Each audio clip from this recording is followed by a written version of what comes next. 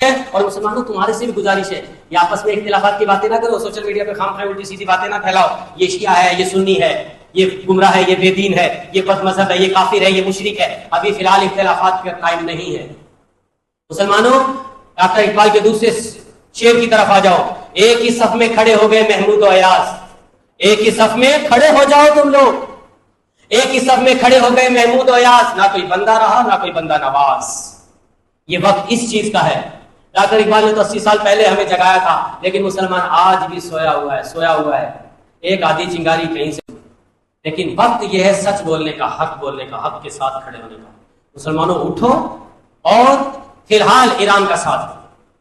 फिरके की बात नहीं, फिर बार बार कह रहा हूं, फिरके की बात नहीं करा, ईरान का साथ दो। क्योंकि कायदा कुलिया क्या है, थ्योरी क्या है, दुश्मन का दुश्मन क्या होता है भाई? आवाज तेज भाई, इस माइक में तुम्हारी आवाज आनी चाहिए भाई। दुश्मन का दुश्मन आवाज ही नहीं है। डर रहे हो तुम, तुम्हें डर है अमेरिका कहीं बम ना मार दे, तुम्हें डर है कि इस मस्जिद पर कहीं कोई मिसाइल ना आके गिर जाए, इसलिए डर रहे हो, आवाज ही नहीं निकल रही। लगता है ईमान अंदर से सो रहा है अभी भी। डॉक्टर इकबाल ने जगाया, नहीं जागे।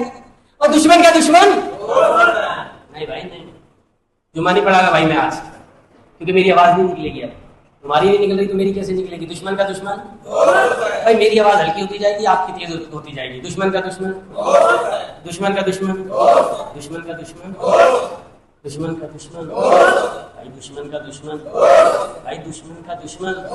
तो ईरान हमारा फिलहाल दोस्त है भाई, हम ईरान के साथ खड़े हैं। किसी को बुरा लगे या अच्छा करे, हम शियाओं के साथ नहीं खड़े, बार बार कह रहा हूं, हम ईरान के साथ खड़े हैं। हम सरजमीन ईरान के साथ खड़े हैं। हजारों साल से सरजमीन ईरान हमारी है और हमारी ही